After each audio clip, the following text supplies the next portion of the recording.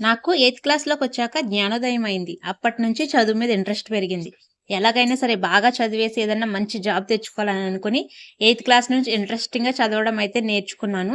అప్పటి వరకు నాకు హిందీ కూడా అసలు చదవడం రాదు, రాయడం రాదు. ఎయిత్ క్లాస్‌లోకొచ్చిన తర్వాత హిందీ అక్షరాలు నేర్చుకుని హిందీ కూడా చదవడం, రాయడం కూడా నేర్చుకున్నాను. కానీ ఇంగ్లీష్ మటుకు ఎంత నేర్చుకున్నా ఇంగ్లీష్ అసలు అర్థమయ్యేది కాదు.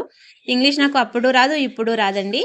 అప్పుడు ఏదో పాస్ అయ్యానంటే జస్ట్ పాస్ అలాగా పాస్ అయ్యేదాన్ని. బిట్ పేపర్ ఉంటది కదా! ఆ బిట్ పేపర్ వల్ల ఇంగ్లీష్ అయితే పాస్ అయ్యేదాన్నండి.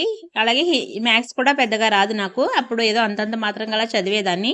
లైఫ్‌లో మనం ఎదగాలంటే ఎవరినో ఒకళ్ళని ఇన్స్‌పిరేషన్‌గా తీసుకోవాలి. నా ఇన్స్‌పిరేషన్ మా అన్నయ్యే.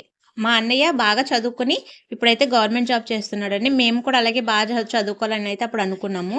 కానీ అప్పుడు పరిస్థితుల ప్రభావం వల్ల 10థ్ తోటే ఆపేయవలసొచ్చింది. 10థ్ తర్వాత నేను కనీసం ఎక్కువ చదువులు కాకపోయినా గానీ నర్స్ చదవాలనుకున్నానండి. ఎందుకంటే అప్పుడు నర్సు కేవలం ఒక 30,000 తోటయితే అయిపోయేది. కానీ అప్పుడు 30,000 కూడా లేవు మా దగ్గర. అందుకని 30,000 కూడా కట్టలేక ఆ చదువు కూడా అంతటితోటి ఆపేసాను. వీడియో నచ్చితే గనక లైక్ చేసి నాకు సపోర్ట్